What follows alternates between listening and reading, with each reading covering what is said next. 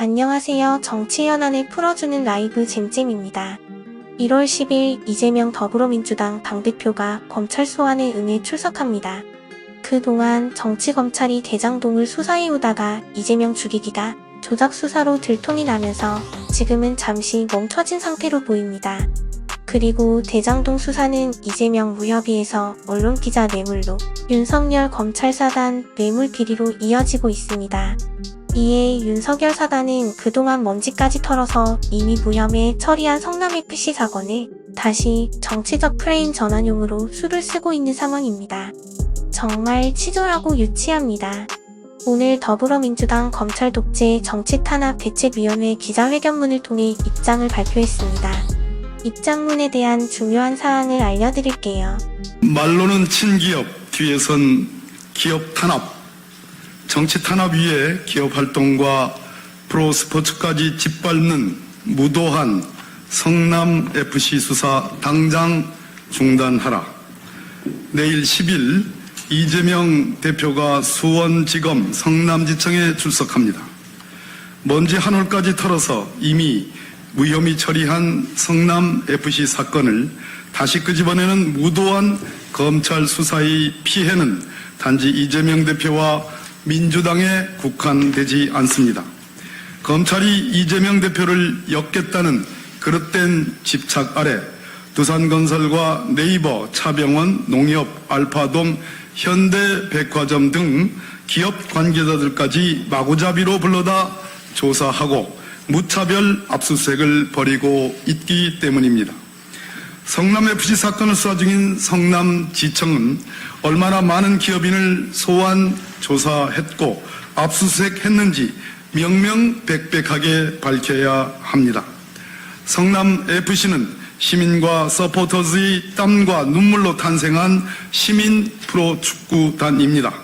이런 시민구단을 정치 탄압의 무대로 활용하는 전례가 만들어진다면 어느 기업이 정상적인 기업 활동을 할 수 있겠습니까? 어느 기업이 사회적 공헌 활동에 나서려고 하겠습니까? 성남FC와 기업들은 적법한 광고 계약을 맺고 광고비를 지급했습니다. 기업은 광고 노출로 홍보 효과를 얻고 동시에 기업 이미지도 제고하면서 시와 시민구단은 시민의 혈세를 아끼고 이를 통해 지역사회 프로스포츠 발전에도 기여하는 윈윈 전략입니다. 실제로 많은 시민구단이 지역에 연고를 둔 기업을 상대로 영업을 해서 광고를 유치하는 방식으로 운영되고 있습니다. 경남FC는 STX로부터 5년간 200억 원, 대구FC는 두산건설에서 2년간 50억 원의 광고를 유치해 운영했습니다. 부천, 인천, 광주 등 22개 지방자치단체가 지역 시민구단 지원 조례를 제정하였습니다. 스포츠 산업 육성법도 지방자치단체가 지역 시민구단을 지원할 수 있게 했습니다. 지역 연고기업이 지역 시민구단에 광고를 하는 것은 지역 발전에 기여하는 정상적인 기업 활동입니다. 적법한 광고를 뇌물성 후원금으로 억지 해석하여 제3자 뇌물죄를 적용하겠다는 검찰 주장대로라면 대다수의 시민구단이 위법 행위를 하고 있는 것 아닙니까?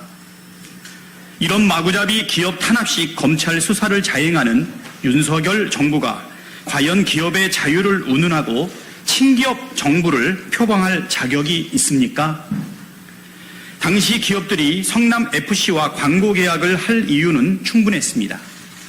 일례로 2007년 성남 일화 시절 광고 노출 효과가 915억 3,477만 원에 달한다는 평가가 있었고 2015년에서 2016년 기준으로 성남FC는 시민구단 중 관중수 1위였습니다.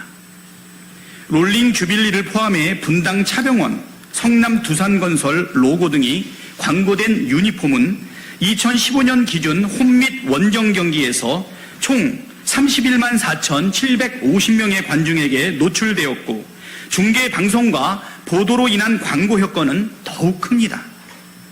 특히 2015년 지상파 TV인 KBS의 월 2회 K리그 경기 생중계 편성이 확정되었기에 미디어 노출 효과가 더욱 큰 상황이었습니다.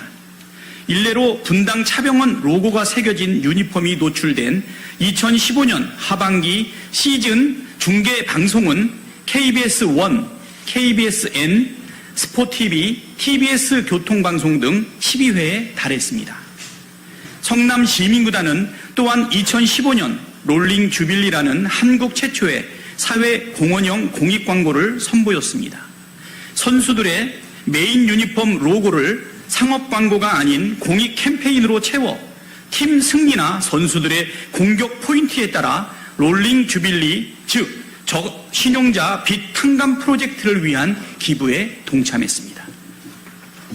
2015년 7월 9일 성남시 기독교연합회 등 31곳 교회가 동참해 성금을 모아 부실채권 73억 원을 소각해 533명을 구제한 사례, 2015년 10월 13일 한화투자증권이 동참해 부실채권 10억 8천 원을 소각한 사례, 2016년 5월 30일 민주당 국회의원 당선인 등이 참여해 성금을 모아 부실채권 123억 원을 소각해 2,525명을 구제한 사례, 그리고 2017년 7월 3일 여수시가 동참해 부실채권 103억 원을 소각해 604명을 구제한 사례, 끝으로 2017년 12월 28일 전라남도가 동참해 부실채권 141억 원을 소각해 820명을 구제한 사례 등 생계형 채무자들이 빚을 갚고 새로운 삶을 살아갈 수 있도록 도운 롤링 주빌리 프로젝트에 성남 시민구단도 함께 한 것입니다.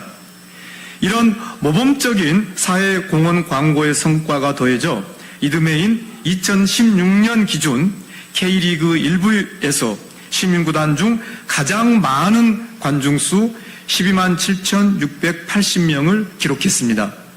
이는 2015년 대비 약 2만 명이 증가한 수치입니다. 이처럼 관중수도 많고 홍보 효과도 높으며 거기다 사회 공헌 활동으로 기업 이미지 제고까지 가능한 시민구단에 광고하려는 건 기업의 요구상 당연한 것 아닙니까? 지난 2018년 자유한국당이 성남FC 관련 이재명 당대표를 고발한 이후 성남FC에 대한 기업의 광고가 줄었다고 합니다. 광고가 줄어든 만큼 시민의 혈세가 더 투입되었습니다. 질 나쁜 정치가 기업의 권리를 침해하고 나아가 지역 스포츠 발전에도 얼마나 해를 끼칠 수 있는지 보여주는 사례입니다. 검찰은 자신들이 무슨 일을 벌이고 있는 것인지 똑똑히 알아야 합니다.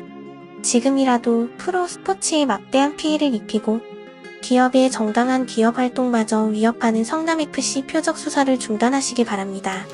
정적 제거라는 목표만 쫓다가 돌이킬 수 없는 결과를 초래할 것입니다.